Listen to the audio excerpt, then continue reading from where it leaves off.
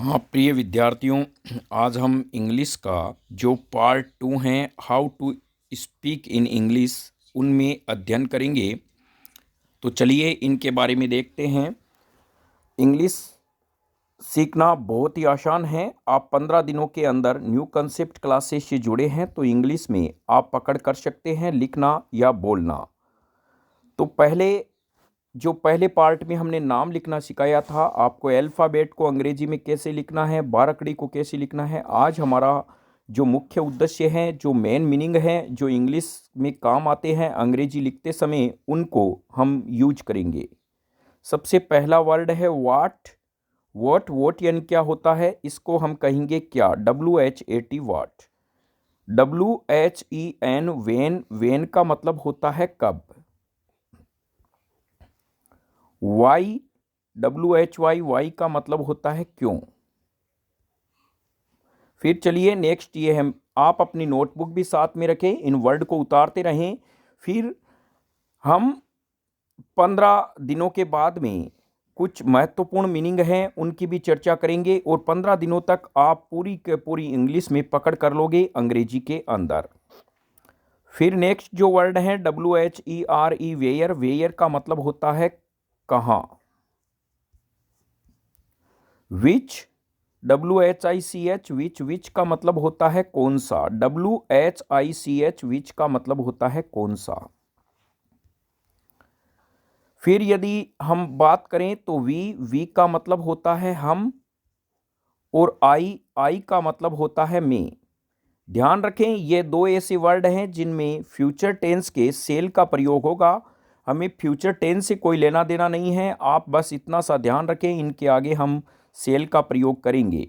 जब auxiliary verb की बारे में बात आती है, ये ऑक्सिलरी वर्ब होती क्या है आप टेंशन न लें। जैसे जैसे आप के क्लास से आगे चलती जाएगी आप पूरी इन पर पकड़ कर लेंगे। फिर एक वर्ड आता है गेट। यह बहुत ही महत्वपूर्ण वर्ड है, प्राप्त करना। यह हर अंग्रेजी के मीनिंग के अंदर इनका प्रयोग होगा जब हम इंग्लिश स्पोकन के कुछ वर्ड या सेंटेंस यहां पर लिखेंगे। फिर कैन का मतलब होता है सकना, कोई काम कर सकना, जैसे I can do this work, तो यहां पर यह कैन शब्द का प्रयोग होगा। WOR के वर्क, इनको वर्क नहीं बोला जाता है, वर्क रैप पे पूरा साउंड नहीं लगाया जाता है, इनको वर्क बोला जाता है, वर्क। आर इसमें हाफ बोला जाता है, बहुत स्पीड से बोला जाता है क्योंकि आर इसमें क्या है प्यारे बच्चों, आधा है। वर्क, वर्क का मतलब होता है काम। इसी प्रकार एक वर्ड आता है गर्ल, तो इसको भी गर्ल नहीं बोला जाता, गर्ल नहीं बोला जाता है, गर्ल बोला जाता है यानी लड़की। ही ये प्रोनाउन है और सी भी प्रोनाउन है। यदि कोई पुरुष है या लड़का है तो इनके लिए हम ही शब्द का प्रयोग करेंगे। यदि कोई लड़की या स्त्री है तो प्रोनाउंस के रूप में सी शब्द का प्रयोग करेंगे। फिर वर्ड आएगा इट। यह वर्ड निर्जीव वस्तुओं के लिए होगा, इनएक्टिव ऑब्जेक्ट के लिए होगा, और हम कह सकते हैं या हम किसी पशुओं के लिए प्रोनाउन के रूप में इट शब्द का प्रयोग कर सकते हैं। जैसे प्यारे मित्रों, यदि आपको कहे हाउ आर यू, तो हम 90% लोग इन्हीं वर्ड का यूज करते हैं फाइन, क्योंकि हमने एक ही वर्ड पढ़ा है फाइन। लेकिन अब हम न्यू कंसेप्ट क्लासेज मॉडर्न अंग्रेजी लेके आएंगे, बदलते हुए भारत की नई तस्वीर के साथ में, उभरते हुए सितारों के साथ में।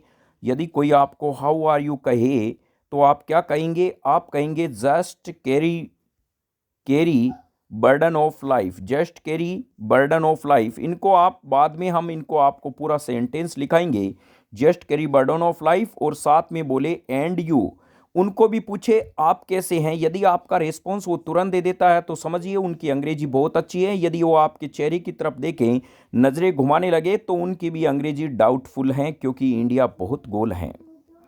फिर यदि मान लीजिए यह वर्ड आप नहीं बोलना चाहते तो आप यह भी वर्ड बोल सकते हैं, everything is going in to right direction, so I am happy feel and you जरूर लगाएं, उनकी ताकत और सामर्थ्य को देखते हुए कि सामने वाला कितना स्ट्रांग है अंग्रेजी में। यदि मान लीजिए कोई चीज़ आपके सही नहीं जा रही है, अशुभ संकेत दे रही है, तो फाइन कहाँ वर्ड यूज होगा? फाइन वर्ड यूज नहीं होगा। जैसे आप कोई कंपटीशन का पेपर दे के आ रहे हैं तो वहाँ पर फाइन वर्ड और पेपर अच्छा नहीं हुआ तो आपके लिए फाइन वर्ड यूज नहीं होता है। इसके लिए आप यह कह सकते हैं just carry burden of life, यानी केवल जिंदगी के भार को ढोए जा रहा हूँ, एंड यू, या हम कह सकते हैं everything is not going in to right direction so I am not happy feel.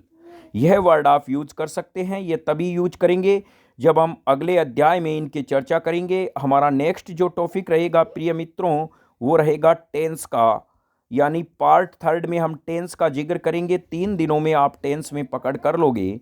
तो उम्मीद करते हैं कक्षा 8 हो, 9th हो, या 10th या 11th या 12th अंग्रेजी आपको जो बोझ लग रही है वो आप उनको आसानी से पार कर लोगे, हंसते हंसते इस दर्द को सह लोगे।